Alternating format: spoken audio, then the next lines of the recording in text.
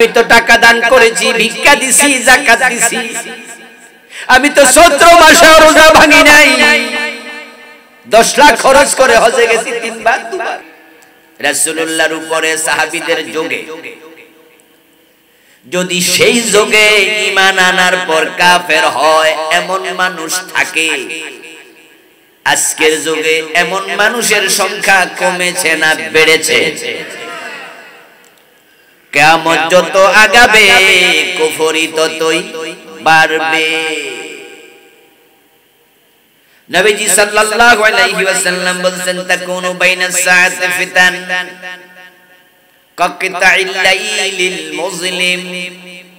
কিয়ামতের পূর্বে সূর্য ডুবে গেলে যেমন অন্ধকার নেমে আসে চারদিক থেকে, দুনিয়ার চারদিক থেকে কুফরির ফিতনা বের হবে। ইউসবিহু ফিহার রাজুল মুমিনা ফায়ুমসি কাফিরা। কিয়ামতের পূর্বে সেই যুগে মানুষগুলো সকাল বেলায় মুমিন থাকবে, সন্ধ্যা বেলায় কাফের হয়ে যাবে। ওয়ায়াবিউ আকওয়ামুন দীনাহুম বিআরাদিন মিনাদ দুনিয়া। এমন অসংখ্য মানুষ থাকবে, সম্প্রদায় থাকবে, কওম থাকবে, যারা দুনিয়াদার, টাকা পয়সা ক্ষমতার কাছে তাদের ঈমান দ্বীন বিক্রি করে ফেলবে। টাকার কাছে দ্বীন বিক্রি করবে, ক্ষমতার কাছে। এই যে আপনাদের সাতকানিয়ার যে আলেম নামের জালেম, সেই তো বাস্তব উদাহরণ, কারণ সে তো একসময় ইসলামী আন্দোলনের লোকদের সাথে ছিল, ঠিক না? শুধু এমপির ক্ষমতার জন্য সে তার দ্বীন বিক্রি করে দিয়েছে। এই দুষ্টটা, এই শয়তানটা শুধু এমপি হওয়ার জন্য সে ইসলামী আন্দোলন থেকে সরে গেছে। তার শ্বশুরের পরিবার ইসলামী আন্দোলনের পরিবার, ঠিক না? কত বড় নেতা তার শ্বশুর, কিন্তু সে এমপি হওয়ার মানুষের ক্ষমতার জন্য ইসলামী আন্দোলন থেকে শুধু সরে নাই, শুধু ধর্ম নিরপেক্ষ দলে যোগই দেয় নাই। আমরা যারা কোরআনওয়ালা, ইসলামওয়ালা, সে আমাদের উপরে জুলুম চালাইছে, কোরআনের কথা বলার পরিবেশটাই রাখে নাই। যারা একামতে দ্বীনের পক্ষে কথা বলেছে তাদেরকে মামলা দিয়া জেলে ঢুকাইছে। যত ষড়যন্ত্র দরকার, যত নিচে নামা দরকার, সে তত নিচেই নেমেছে। ইসলামী আন্দোলনের জনশক্তিকে নাকি ক্রস ফায়ার পর্যন্ত দিছে। ও দোস্ত, কোন কারণে? শুধু কারণ একটা, সে এমপি হবে, তার ক্ষমতা দরকার। অনুরূপ ভাবে টাকার কাছে ঈমান বিক্রি করে এমন আলেম আরো আছে না নাই? ফরিদউদ্দিন মাসউদ নাম শুনেছেন? শোলাকিয়া বড় ঈদগাহের খতিব হবে, সরকারের থেকে কিছু টাকা পয়সা, কিছু সরকারের কিছু 2-4 পয়সা, একটু সামান্য হাদিয়া তো পাবে। এই সামান্য হাদিয়ার জন্য, সরকারি সুযোগ সুবিধার জন্য ফরিদউদ্দিন মাসউদ সাহেবের মতো অনেক বিজ্ঞ আলেম তিনি, এই আলেম হওয়ার পরেও শাহবাগে নাস্তিকদের সাথে হাত মিলাইছে। ঢাকার শাহবাগের মোড়ে যেখানে নাস্তিকরা একসাথে হয়ে ফাঁসি চাই আন্দোলন করেছিল, ওই ব্লগারদের মাঝে, নাস্তিকদের মাঝে একটার নাম ছিল আসিফ মহিউদ্দিন। এই আসিফ মহিউদ্দিন তার ব্লগে লিখেছে, আমি পড়েছিলাম তৎকালীন সময়ে, সে লিখেছে যদি শাহবাগের মোড়ে আল্লাহ নেমে আসে, সে আল্লাহকেও ফাঁসি দেবে। নাউযুবিল্লাহ। ওই ব্লগারদের মাঝে একজনের নাম ছিল থাবা বাবা ওরফে রাজীব। ওই রাজীবের বাড়ি ছিল গাজীপুরের কাপাসিয়ায়। সে ব্লগের মাঝে রাসূলুল্লাহর নামে এমন লেখা লিখছে, যে লেখাগুলো কোনো মুসলমান মুখে উচ্চারণ করতে পারবে না। আমার রাসূল কেমন ভাষায় গালি দিছে, যেটা মুখে আনা যায় না। কে বা কারা তাকে হত্যা করেছে আমরা জানি না, তাকে হত্যা না করলে আমরা জানতাম না এত নিচে মানুষ নামতে পারে। আর ফরিদউদ্দিন মাসউদ সাহেব ওই নাস্তিকদের সাথে হাত মিলাইয়া বলতেছে উনার জীবনের নাকি শ্রেষ্ঠ কাজ উনি সেদিন করছে। আবার রাসূল কখনো ভুল বলেন না, মিথ্যা বলেন না, কারণ তিনি যা বলেন সব ওহী। ওহীর বাহিরে প্রিয় নবী সাল্লাল্লাহু আলাইহি সাল্লাম কথা বলেন না। এই যে তিনি ভবিষ্যৎবাণী করলেন, ইয়াবিউ আকওয়ামুন দীনাহুম বিআরাদিন মিনাদ দুনিয়া, কিয়ামতের আগে মানুষেরা শুধুমাত্র দুনিয়ার ক্ষমতা অর্থের কাছে তাদের দ্বীন বিক্রি করে ফেলবে। রাসূলের হাদিস বাস্তবায়ন হয়ে গেছে। এই উলামায়ে সুয়ের দিকে তাকালে বোঝা যায় কিয়ামত ঘনায়া গেছে। এগুলো কিয়ামতের আলামত, ঠিক কি না? রাসূলুল্লাহ সাল্লাল্লাহু আলাইহি ওয়াসাল্লাম বলেছেন কিয়ামত যখন আসবে, কিয়ামতের আগে ঈমান নিয়ে টিকে থাকা বড় কঠিন হবে। তাই মানুষ ঈমান হারায়া মুশরিক হবে, কাফের হবে, বেঈমান হবে, মুরতাদ হবে। قال رسول الله صلى الله عليه وسلم ياتي على الناس زمان الصابر منهم على دينه كالقابض على الجمر।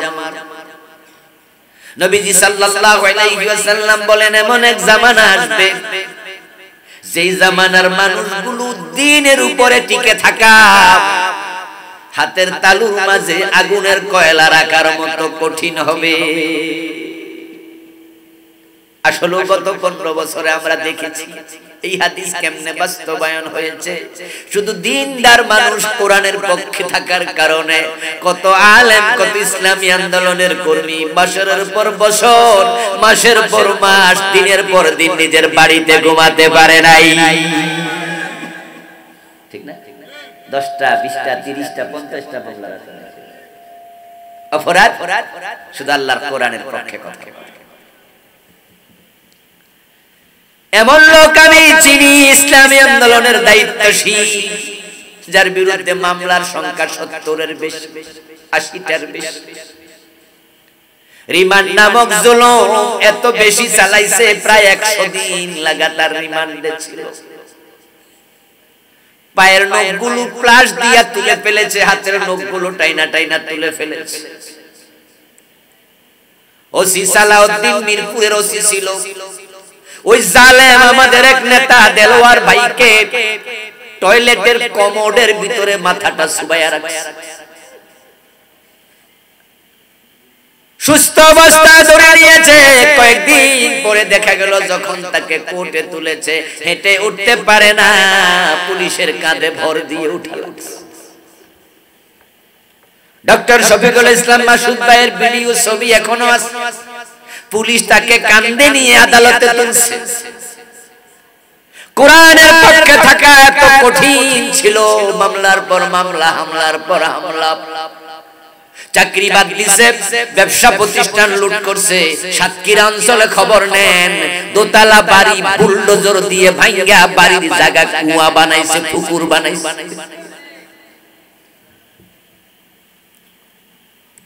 আলহামদুলিল্লাহ সুম্মা আলহামদুলিল্লাহ।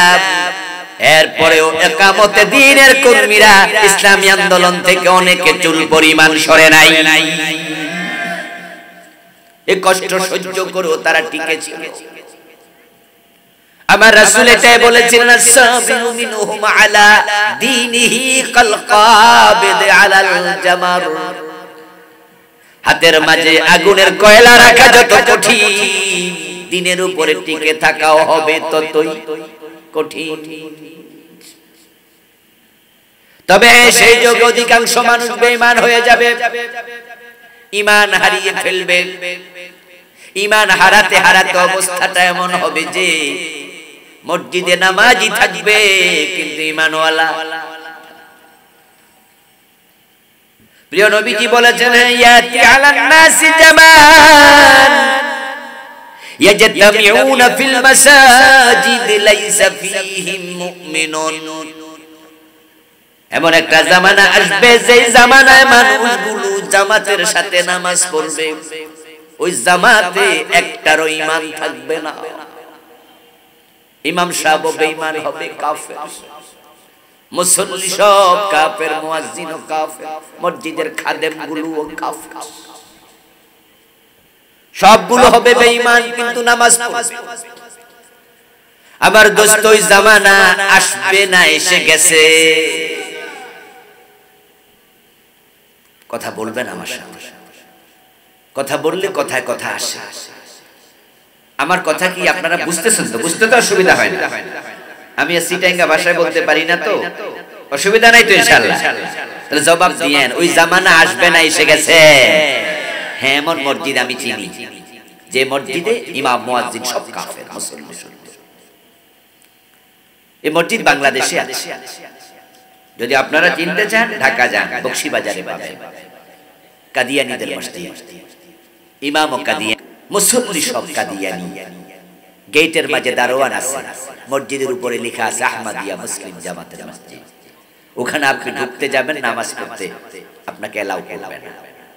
পরিচয় জিজ্ঞাসা করে সরাই দেবে, বলবে ওই মসজিদে যান। তাদের মসজিদে কাদিয়ানী ছাড়া কাউকে তারা নামাজ পড়তে দেয় না, ঢুকতেই দেয় না। তাহলে যারা ইমাম কাদিয়ানী, যারা মুয়াজ্জিন কাদিয়ানী, যারা মুসল্লি কাদিয়ানী, নামাজ পড়তে 5 ওয়াক্ত, বলুন তো কাদিয়ানীরা মুমিন না কাফের? রাসূল বলেছেন, ইয়াজতামিউনা ফিল মাসাজিদ লাইসা ফীহি মুমিন। আল্লাহর হাবিব হাদিসটি বলেছিলেন 1450 বছর আগে। অথচ গোলাম আহমদ কাদিয়ানের জন্ম হলো 1835 সনে। আজ থেকে 250 বছরের কাছাকাছি আগে, 150 বছরের একটু বেশি। গোলাম আহমদ কাদিয়ানির জন্ম হলো 250 বছর আগে। রাসূলুল্লাহ হাদিস বললেন 1450 বছর আগে। তো রাসূলের হাদিস যে বাস্তবায়ন হবে, এটাই তো প্রমাণ হলো, ঠিক না? যে কাদিয়ানীরা নামাজ পড়ে 5 ওয়াক্ত, কিন্তু একটারও ঈমান নাই।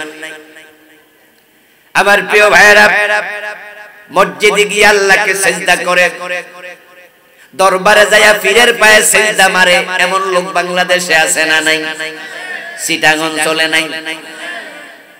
যে পীরের পায়ে সিজদা দেয় সে মুমিন না মুশরিক? ঈমান আছে না গেছে? কিন্তু লোকটা তো আবার জুমার দিন ইমামের পিছনে দাঁড়ায়া নামাজ পড়ছে।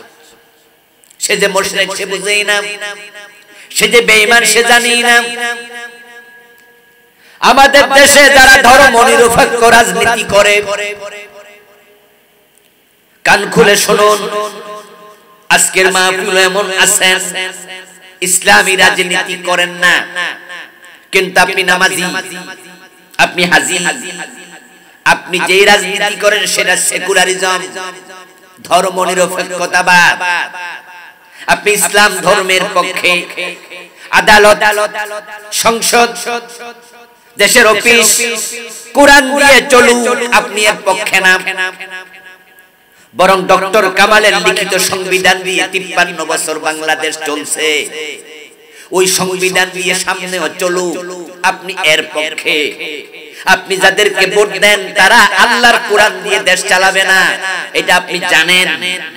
তারা পাশ করলে ডক্টর কামালের সংবিধান দিয়ে চালাবে, যেখানে চোর ধরে হাত কাটার কথা নাই, যেখানে জানা করলে 100 বেত লাগানোর কথা নাই, যেখানে মদ পান করলে 80 বেত লাগানোর কথা নাই, ওখানে ব্রিটিশ আইন ঢুকানো আছে। আপনি জেনে বুঝে যখন ব্রিটিশ আইনের পক্ষ নেন, ভোট দেন, মিছিল করেন, ধর্ম নিরপেক্ষতাকে সাপোর্ট করেন, আল্লাহর কসম আপনি নামাজি, কিন্তু আপনিও মুশরিক।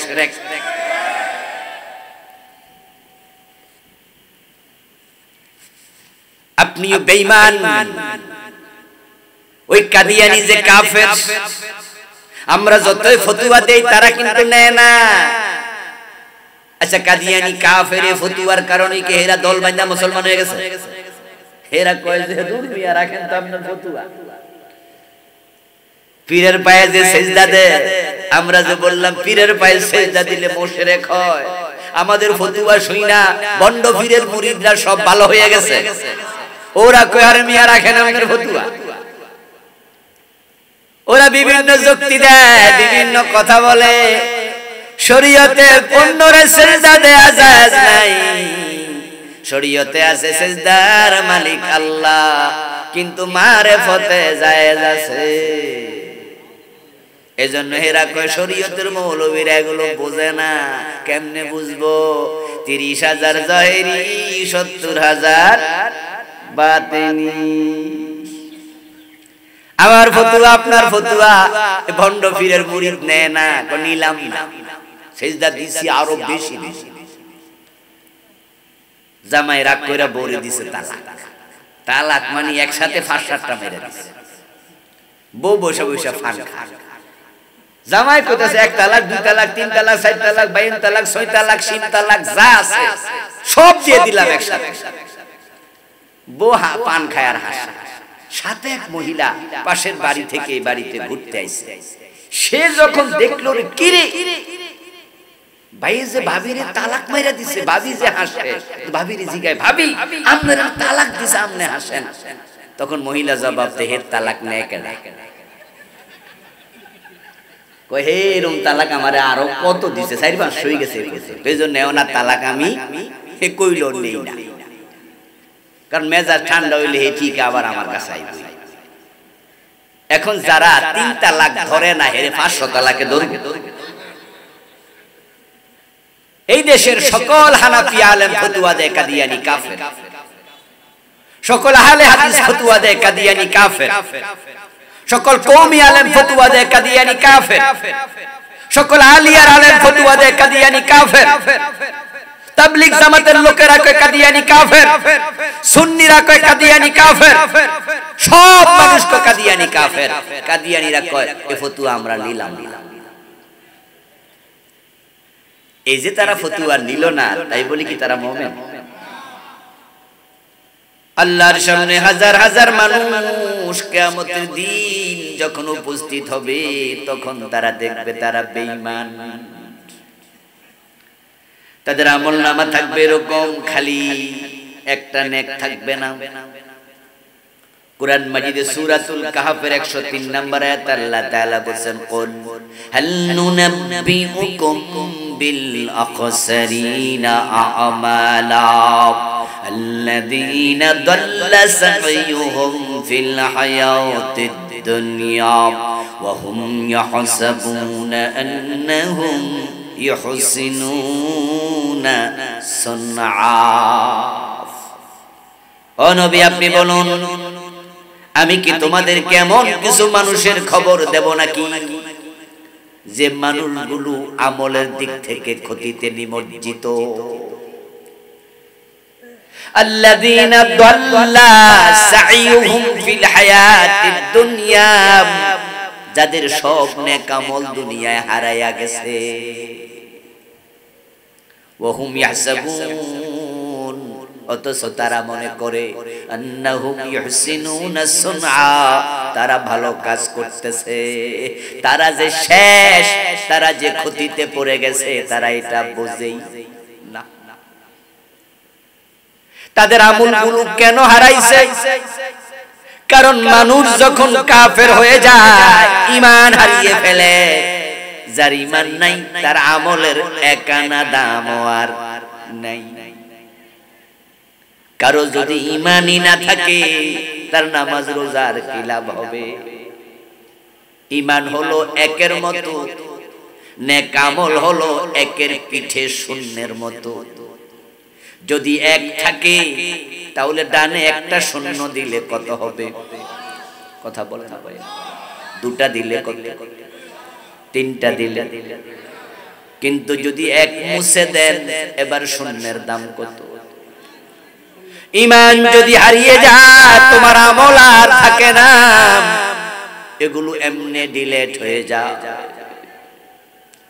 এই জমিনে আল্লাহর কত বান্দা আছে যারা হাসরের দিন দেখবে আমলনামা খালি, অথচ নামাজি ছিল, রোজা রেখেছে, হজ করেছে, কপালে কালো দাগ আছে, যাকাত দিয়েছে, কোরআন তেলাওয়াত করছে, মা বাবার সেবা করছে, কত নেক আমল, কিন্তু আল্লাহর সামনে গিয়ে দেখবে খালি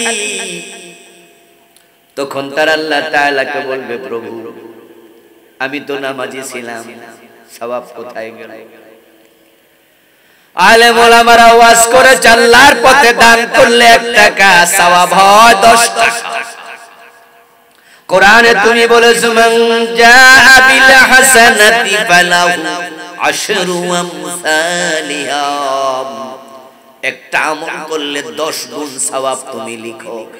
এখন আমার খালি কেন, সাদা কেন? আমি তো টাকা দান করেছি, ভিক্ষা দিছি, যাকাত দিছি, আমি তো 17 মাসে রোজা ভাঙি নাই, 10 লাখ খরচ করে হজে গেছি 3 বার 2 বার। ও আল্লাহ আমার আমল কই? আল্লাহ তখন বলবে, বান্দা তুই কি সূরা কাফের 103 আর 104 নাম্বার আয়াত পড়ছ নাই? সেখানে তো আমি বলেছি দাল্লা সাইয়ুহুম ফিল হায়াতিদ দুনিয়া, কিছু মানুষের আমল দুনিয়াতে হারাইয়া গেছে, তুই তো তাদের একজন। তুই তো কুফর করেছিস, তুই তো শিরক করেছিস, তোর তো ঈমান শেষ হয়ে গেছে। আর যার ঈমান থাকে না তার আমল থাকে না, নেক আমল আমি আর নেই না। মাদার তেরেসার নাম শুনেছেন? এতগুলো মানুষ জি হ্যাঁ কিছু করে। মাদার তেরেসার নাম শুনেছেন? বাড়ি ছিল ইউরোপে, থাকতেন তিনি ইন্ডিয়ায়, ভারতে। তিনি একজন মহিলা মানুষ, বিয়েটা পর্যন্ত করেন নাই, পুরাটা জীবন ইয়াতিমদের পিছনে তিনি শেষ করে দিয়েছেন, ব্যয় করেছেন।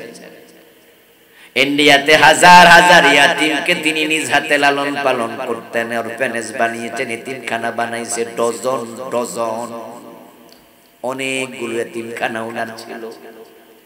পথ শিশু অনাথ ইয়াতিম গরিবদেরকে এনে এনে তিনি পালতেন। উনার কাজের স্বীকৃতি স্বরূপ উনাকে শান্তিতে নোবেল প্রাইজ দেয়া হয়েছে। নোবেলে প্রাপ্ত পুরাটা টাকা ইয়াতিমখানায় দিয়ে দিছে। ওই মহিলা কয়েক বছর আগে মরেও গেছে। আপনারা বলুন তো, ইয়াতিম লালন পালন করার মাঝে সওয়াব আছে না নাই? কম না বেশি? আমার রাসূল বলেছেন, ইয়াতিমের মাথায় যদি কেউ হাত বুলায়, তার হাতের নিচ দিয়ে যত চুল যাবে, বিকুল্লি শারাতিন হাসানাত, প্রতিটা চুলের বিনিময়ে আল্লাহ গণিত নেক লিখে দেয়।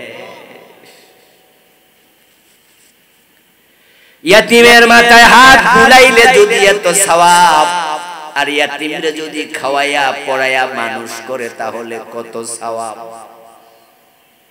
قال رسول الله صلى الله عليه وسلم انا وكافل اليتيم كهاتين في الجنه, নবীজি বলছেন আমি এবং ইয়াতিমের লালন পালনকারী আল্লাহর জান্নাতে পাশাপাশি থাকব। এবার আপনারা একটু জবাব দিয়েন সবাই মিল্লা, মাদার তেরেসা জান্নাত পাইছে তো এই যে এত এতিম পাললো, আমল নামায় সওয়াব আল্লাহ লিখছে তো। ও দোস্ত, কারণ লোকটা ছিল খ্রিস্টান। আর আজকের পৃথিবীতে যত খ্রিস্টান আছে তাদের সংখ্যা 250 কোটির বেশি। তাদের মাঝে মুমিন আছে কয়জন? وقالت النصارى المسيح ابن الله, খ্রিস্টানদের আকীদা হলো ঈসা নবী আল্লাহর ছেলে। কিরে ভাইয়া, রাক্ষসকানিয়ার লোকেরা নাউজুবিল্লাহ আস্তাগফিরুল্লাহ কয় না? এখানে নাউজুবিল্লাহ বলা দরকার না। আল্লাহর কোন ছেলে আছে? কথা বলেন, আল্লাহর মেয়ে আছে?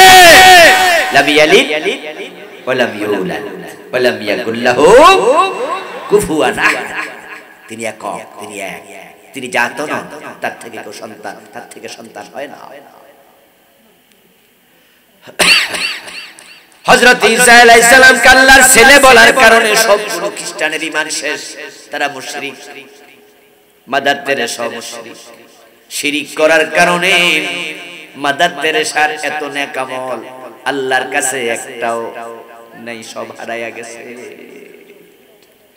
এখন এবার বলুন তো, কোন কোন কারণে ঈমান হারায়া যায়, কুফরি হয়? এটা আমাদের জানা দরকার আছে কিনা? যদি না জানেন আর আপনিও সে মামলার আসামি হন, উপায় নাই। ও প্রিয় ভাইরা, মানুষ কাফের হয়ে যাবে যেই কোনো সময়, যেই কোনো সময়। যদি না বুঝে এটা কুফর, এটা শিরক, ঈমান চলে যাবে। আর বেঈমান অবস্থায় মরলে জাহান্নাম ছাড়া উপায় নাই। আল্লাহর নবী ছাড়া কারো ঈমানের কোনো গ্যারান্টিও নাই। রাসূলের হাতে হাত রেখে কালেমা পড়ার পরেও কাফের হয়ে গেছে, মুরতাদ হয়েছে। সাহাবীদের মাঝে এমন লোক আছে। আপনি আর আমি তো কালেমা পড়ছি মসজিদে ইমাম সাহেবের কাছে, মুক্তবের হুজুরের কাছে। রাসূলের হাতে হাত রেখে কালেমা পড়ছে, পরে বেঈমান হয়ে গেছে। তাদের মাঝে একজনের নাম ছিল ইবনু খাতাল। শুধুমাত্র রাসূলের হাতে হাত রেখে কালেমাই পড়েন নাই তিনি। ইবনু খাতাল মুহাজির ছিলেন। মদিনা থেকে হিজরত, মক্কা থেকে হিজরত করে তিনি মদিনায় এসেছিলেন, মুহাজির। কিন্তু হতভাগ্য এই লোকটি মদিনাতে এক পর্যায়ে রাসূলুল্লাহর সাথে দুশমনি করলো, অস্বীকৃতি দিল নবুয়তের। তারপর পালায়া মক্কায় চলে গেল।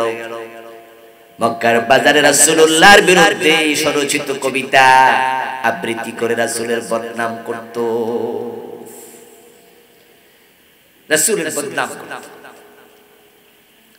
যখন মক্কা বিজয় হয়ে গেল, নবীজি সাল্লাল্লাহু আলাইহি ওয়াসাল্লাম বললেন, লা তাসরিবা আলাইকুমুল ইয়াওম ওয়া আনতুমুত তুলাকা। ও মক্কার লোকেরা, আজকে কোনো প্রতিশোধ নেব না, তোমাদেরকে ক্ষমা করে দিলাম, তোমরা সবাই মুক্ত। কিন্তু ইল্লা ফুলানান ওয়া ফুলানান ওয়া ফুলানা, কয়েকটা নাম উচ্চারণ করে বললেন, অমুক অমুক অমুকের ক্ষমা নাই। হাইযু ওয়াজাদতুমুহুম ফাকতুলুহুম, বরং এই কয়টারে যেখানে পাও সেখানে হত্যা করো। যাদের ক্ষমা নাই, রাসূলুল্লাহ সাল্লাল্লাহু আলাইহি সাল্লাম বললেন, তাদের মাঝে ইবনু খাতালের নামটাও ছিল, আবু জাহেলের ছেলে ইকরামার নামটাও ছিল। কয়েকজনের নাম রাসূল বলেছিলেন, যদিও পরে ইকরামা ক্ষমা পেয়েছে, তিনি কালেমা পড়েছেন। সুবহানাল্লাহ, সুবহানাল্লাহ। ইবনু খাতাল যখন শুনল প্রিয় নবীজি বলছেন তার ক্ষমা নাই, তখন সে ঘর থেকে বের হইয়া দৌড় মাইরা কাবার চত্বরে চলে গেল এবং কাবার গিলাফ ধরে সে বসে থাকলো। কারণ সে তো মুমিন ছিল, সে কোরআনের আয়াত জানতো, কাবাতে মারামারি জায়েজ নাই। মান দাখালাহু কানা আমিনা, আল্লাহ কোরআনে বলেন যে কাবার সীমানায় প্রবেশ করে সে নিরাপত্তা পাবে। তাই ইবনু খাতাল মনে করলো, আমি কাবার অঙ্গনে চলে যাব। কাবার গিলাফ জড়ায়া ধরে বসে আছে আর মনে মনে ভাবে, এখানে আমারে কেমনে মারবো, আল্লাহ তো মানা করছে। সাহাবারা রাসূলুল্লাহ সাল্লাল্লাহু আলাইহি সাল্লামের কাছে রিপোর্ট করলেন, হুজুর, ইবনু খাতালকে তো পাইছি, আপনি বলছেন যেখানে পাও সেখানে হত্যা করো, কিন্তু বেডা তো কাবার গিলাফ ধরে বসে আছে, এখন কি করি? আমার রাসূল বলেন, একদিনের জন্য আল্লাহ কাবাকে হালাল করে দিয়েছে। আজকে কাবা কোনো জালেমকে আশ্রয় দেবে না, নিরাপত্তা দেবে না, কিয়ামত পর্যন্ত হারামের হুরমত থাকবে। শুধু আজকের জন্য জায়েজ, সেখানেই হত্যা করো। ইবনু খাতালকে কাবার গিলাফের সাথে হত্যা করা হয়েছে। ঈমান আনার পর রাসূলের সাহাবীদের মাঝে যদি মুরতাদ ঢুকে যায়, মুনাফিক ঢুকে যায়, আজকের যুগে জাতীয় ঝামেলা কমছে না বাড়ছে? আত্মসমালোচনা করবেন, যেই কারণে ঈমান যায় সেগুলো যদি ভিতরে থাকে তাওবা করবেন, নতুন করে ঈমান আনবেন। আমাদের দেশের মানুষের একটা দারুণ সমস্যা হলো ইলমি সমস্যা। তারা শুনতে চায়, পড়তে চায় না। আর না পড়লে বুঝবে কেমনে ঈমান যে চলে গেছে? মক্তবে তারা শিখেছে ওযু ভাঙ্গার কারণ, মক্তবে থাকতে শিখেছে নামাজ ভাঙ্গার কারণ, মুক্তবে থাকতে শিখেছে রোজা ভঙ্গের কারণ, ওযু ভঙ্গের কারণ আছে, রোজা ভঙ্গের কারণ আছে, নামাজ ভঙ্গের কারণ আছে, ঈমান ভঙ্গের বুঝি কারণ নাই। ঈমান ভঙ্গ হয় 10 কারণে। ওই 10টা কারণ আপনি জানেন কি? নিজের প্রশ্ন করেন। قال رسول الله صلى الله عليه وسلم الكيس من دان نفسه وعمل لما بعد الموت। প্রিয় নবীজি বলছেন, সেই তো দুনিয়ার সবচেয়ে চালাক মানুষ, সচেতন লোক, যে আত্মসমালোচনা করতে জানে। সমালোচনা অন্যের করা উচিত না নিজের করা উচিত? অন্যেরটা করলে তো গীবত হয়ে যাবে, বহতান হয়ে যাবে। আর নিজের দোষ নিজে যদি খুঁজেন তাহলে পবিত্র হবেন, তাওবা করার সুযোগ মিলতে পারে। এই জন্য রাসূলুল্লাহ বলেন, সেই তো চালাক যে নিজের দোষ খোঁজে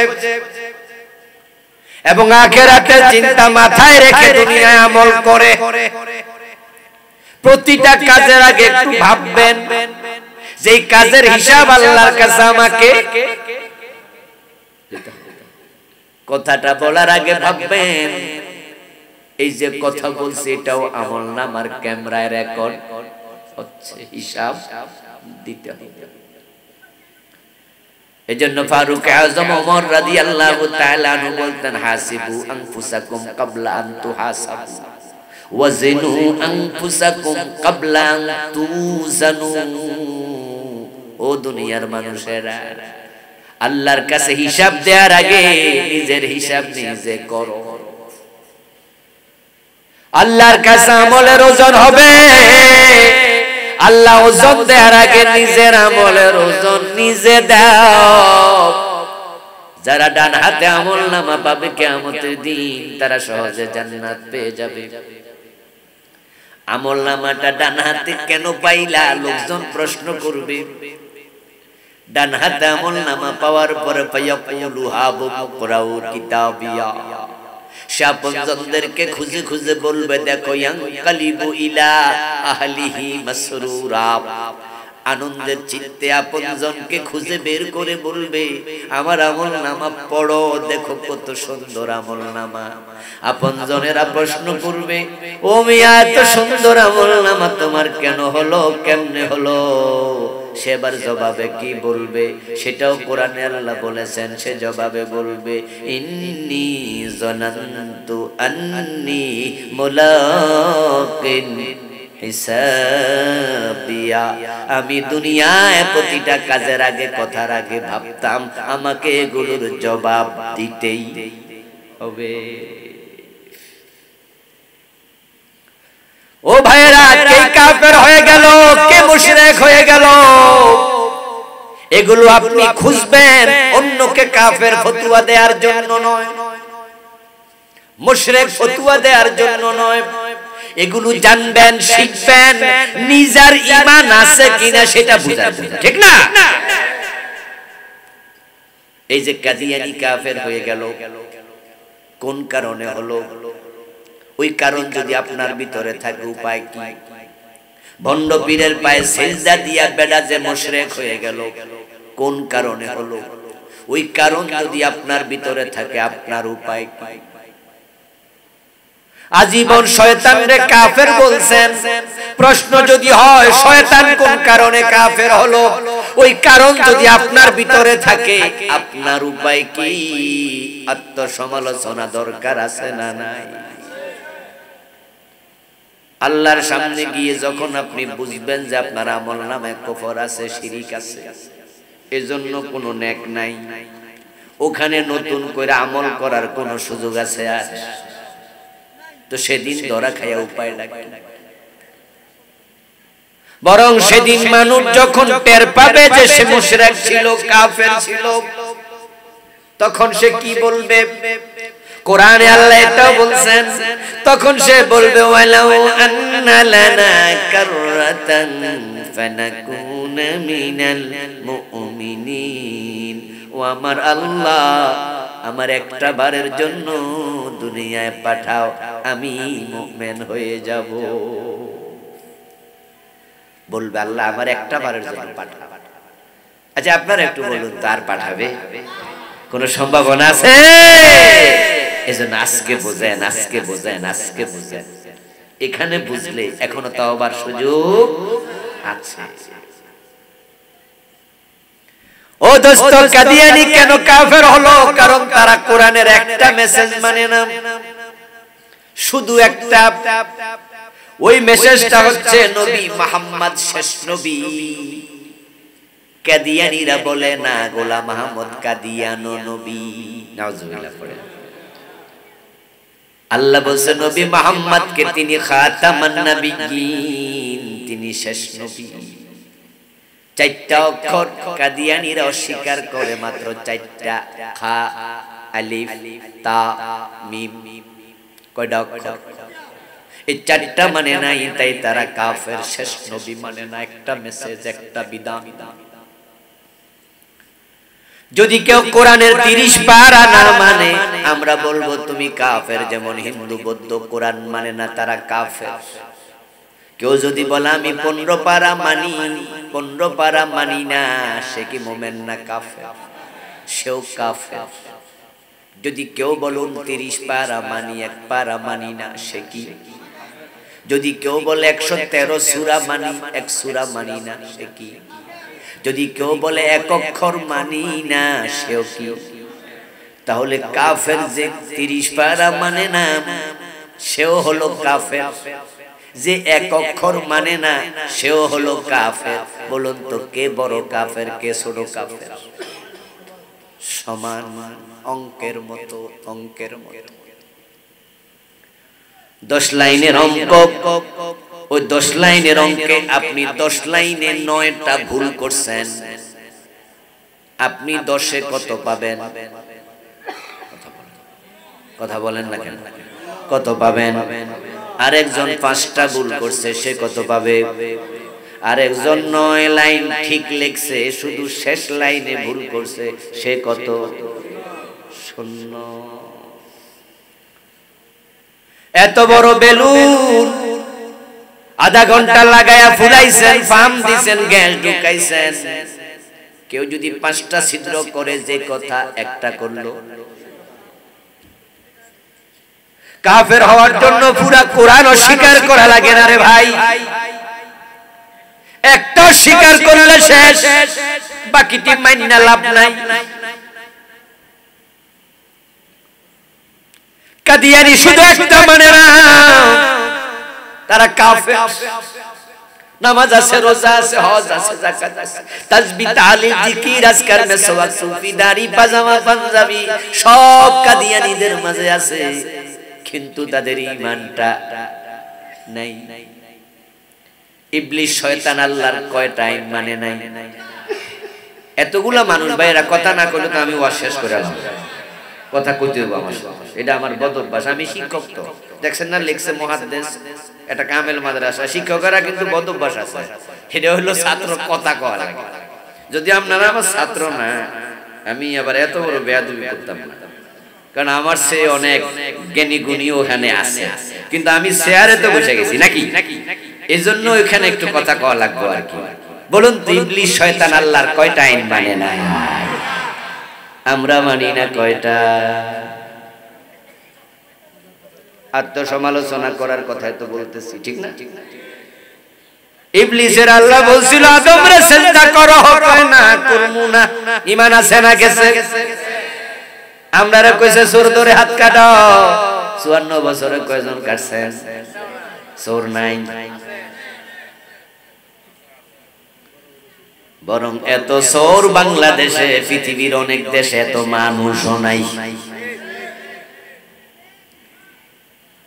বঙ্গবন্ধু শেখ মুজিব বড় আশা নিয়ে দেশটা স্বাধীন করছিল, বলছিলেন আমি সোনার বাংলা বানাবো,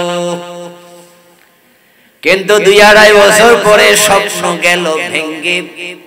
তিনি আফসোস করে বললেন মানুষ পায় স্বর্ণের খনি, উনি পাইছে চোরের খনি পাইছে। এটা নাকি খনি, চোরের খনি। ওই চোরগুলো আর চোর নাই, এক একটা এখন ডাকাত, ঠিক না? উনার বাড়ির ফিয়ন নাকি কয়শো কোটি টাকার মালিক, 400 কোটি।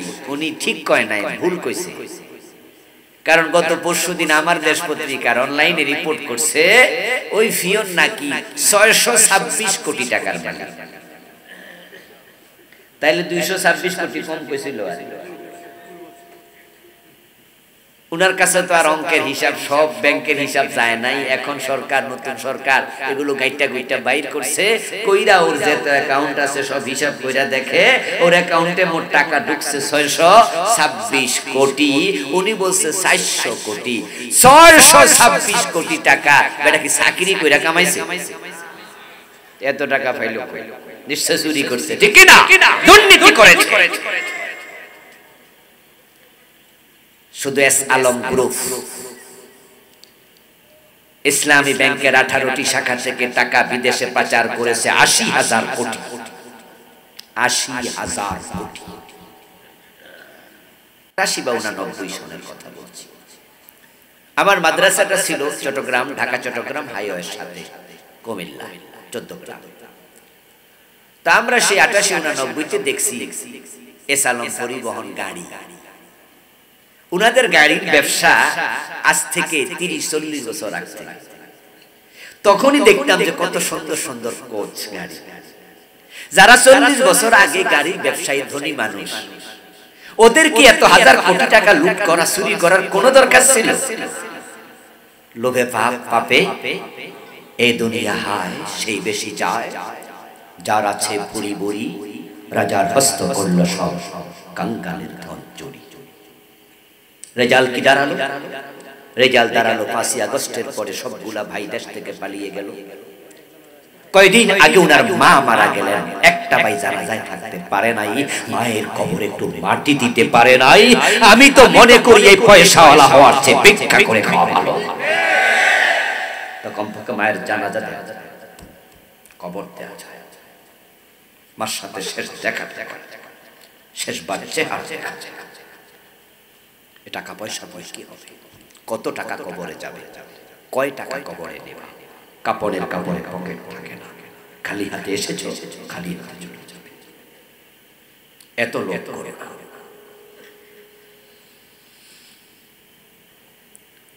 জীর্ণ শীর্ণ সরাইখানা, রাত্রি দিবা দুটি দাস, এরই মাঝে দুনিয়াদারি চলছে বড়ই চমৎকার। রাজার পরে আসছেন রাজা, সজ্জা কত বাদ্য ধুম, তুচ্ছ এসব কয়দিনই ভা, চোখ বুজিলে স্বপ্নে ঝুম। এক সেকেন্ডের নেই ভরসা, মরণ ঘাড়ের পরে, বিপুল সম্পদ করছো জড় ভোগ বিলাসের তরে। বুলবুল পাখির নেই এসেছিনু হেতাও, বেঁধেছিনু বাসা বড়ই মমতায়। সময় হলে শেষ, ছেড়েই পরিবেশ, যেতে হবে সেথায়, নিয়তি যেথায়।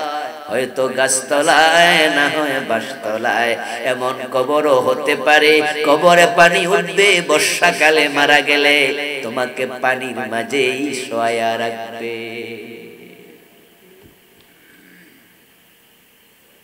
বঙ্গবন্ধু বলেছিলেন, আমার ডানে চোর, বামে চোর, সামনে চোর, পিছনে চোর। এই যে এত চোরের বাংলাদেশ, 54 বছরে আল্লাহর আইনে হাত আমরা একদিনও কাটি নাই। শয়তান মানে নাই আল্লাহর একটা অর্ডার। আমরা চোর ধরে হাত কাটলাম না, ডাকাত ধরে সরে দিলাম না, জেনা করলে 100 বেত লাগালাম না, বিবাহিত হলে পাথর মারলাম না, মদ পান করলে 80 বেত লাগাতে হবে, এমন আইন হাদিসে আছে না নাই? ফারুক আজম ওমর তো নিজের ছেলেটাকেও রেহাই দেন নাই। মদ্যপানের অপরাধে প্রিয় পুত্রকে নিজ করে মেরেছ তোররা, মরেছে পুত্র তোমারই চোখের পরে। শয়তান কাফের হলো, আল্লাহর একটা আইন মানলো না।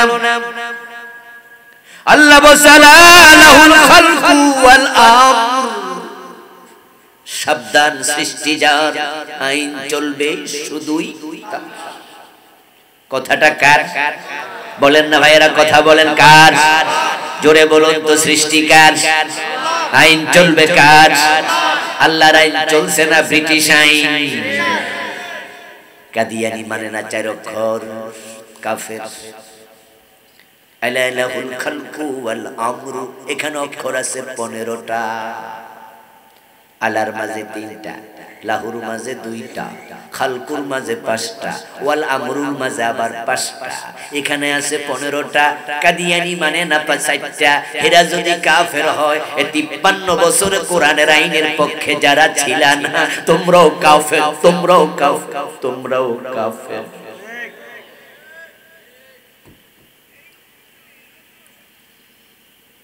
হাশরের ময়দানে আল্লাহর সামনে গেলে তার পাইবা,